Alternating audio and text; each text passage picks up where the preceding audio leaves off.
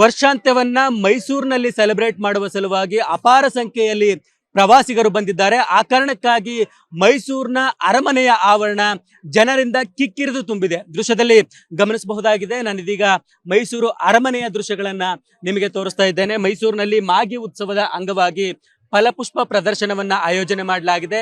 ಅದರ ಭಾಗವಾಗಿ ಸೋಮನಾಥಪುರ ದೇವಸ್ಥಾನ ಮಾದರಿಯನ್ನ ಹೂವಿನಿಂದ ಅಲಂಕರಿಸಲಾಗಿದೆ. ಆ ದೃಶ್ಯಗಳನ್ನ ನೀವು ನೋಡ್ತಾ ಇದ್ದೀರಿ. ಫಲಪುಷ್ಪ ಪ್ರದರ್ಶನವನ್ನ ನೋಡುವ ಸಲುವಾಗಿ ಅಪಾರ ಸಂಖ್ಯೆಯಲ್ಲಿ ಜನ ಆಗಮಿಸಿದ್ದಾರೆ. ನೂರಾರು ಸಂಖ್ಯೆಯಲ್ಲಿ ಪ್ರವಾಸಿಗರು ಒಳಭಾಗದಲ್ಲಿರುವಂತಹ ದೃಶ್ಯಗಳನ್ನ ನೀವು ಗಮನಿಸ್ತಾ ಇದ್ದೀರಿ. ಇದು ಕೇವಲ ಫಲಪುಷ್ಪ ಪ್ರದರ್ಶನದ ಕ್ರೌಡ್ ಆಗಿದೆ. ಈಗ ನೀವು ದೃಶ್ಯದಲ್ಲಿ ಗಮನಿಸಬಹುದು.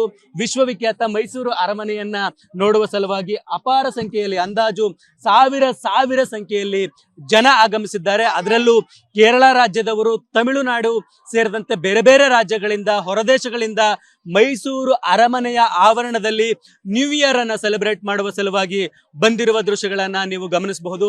ಫ್ಯಾಮಿಲಿ ಸಮೇತವಾಗಿ ಮೈಸೂರು ಅರಮನೆಯನ್ನ ನೋಡ್ಲಿಕ್ಕೆ ಬಂದಿರುವ ಕ್ರೌಡ್ ಅನ್ನ ನೀವು ಗಮನಿಸಬಹುದಾಗಿದೆ. ಜಗಮಗಿಸುವಂತಹ ವಿಶ್ವವಿಖ್ಯಾತ ಮೈಸೂರು ಅರಮನೆ ಇದೀಗ ದೀಪಾಲಂಕಾರದಿಂದ ಕಂಗೊಳಿಸ್ತಾ ಇದೆ. ಈ ದೀಪಾಲಂಕಾರದ ನೆರಳಿನಲ್ಲಿ ಫೋಟೋವನ್ನ ತೆಗೆದುಕೊಳ್ಳೋದು, ಸೆಲ್ಫಿಯನ್ನ ತೆಗೆದುಕೊಳ್ಳೋದು 2023 ಕೊನೆಯ ದಿನವನ್ನ ಅತ್ಯಂತ ಮೆಮೊರಬಲ್ ಆಗಿಸುವ ಸಲುವಾಗಿ ಅನೇಕರು ಇಲ್ಲಿಗೆ ಆಗಮಿಸಿರುವಂತಹ ದೃಶ್ಯಗಳನ್ನ ನೀವು ಗಮನಿಸ್ತಾ ಇದ್ದೀರಿ.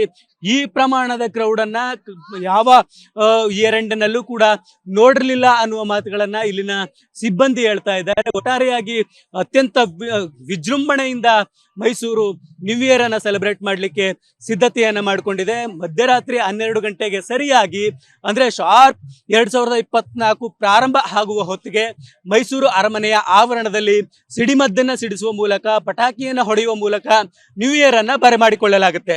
ಕ್ಯಾಮರಾ ಪರ್ಸನ್ ನಾಗೇಶ್ ಜೊತೆಗೆ ರಂಗಸ್ವಾಮಿ, ವಿಸ್ತಾರ ನ್ಯೂಸ್, ಮೈಸೂರು.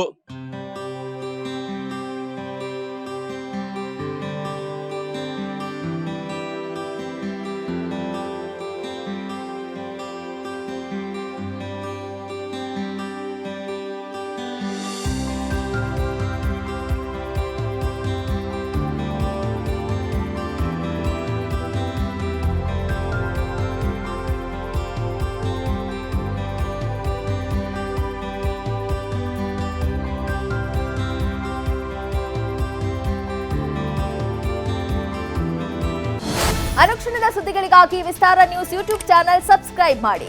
ಹೊಸ ಸುದ್ದಿಗಳ ನೋಟಿಫಿಕೇಶನ್ಗಾಗಿ ಬೆಲ್ ಐಕಾನ್ ಕ್ಲಿಕ್ ಮಾಡಿ. ಲೇಟೆಸ್ಟ್ ಅಪ್ಡೇಟ್ಸ್ಗಾಗಿ www.vistaranews.com ವೆಬ್ಸೈಟ್ಗೆ ವಿಸಿಟ್ ಮಾಡಿ. ಅಂಗೈಯಲ್ಲೇ ಜಗತ್ತಿನ ಸುದ್ದಿ ತಿಳಿಯಲು ವಿಸ್ತಾರ ನ್ಯೂಸ್ ಕನ್ನಡ ಆಪ್ ಡೌನ್ಲೋಡ್ ಮಾಡಿ.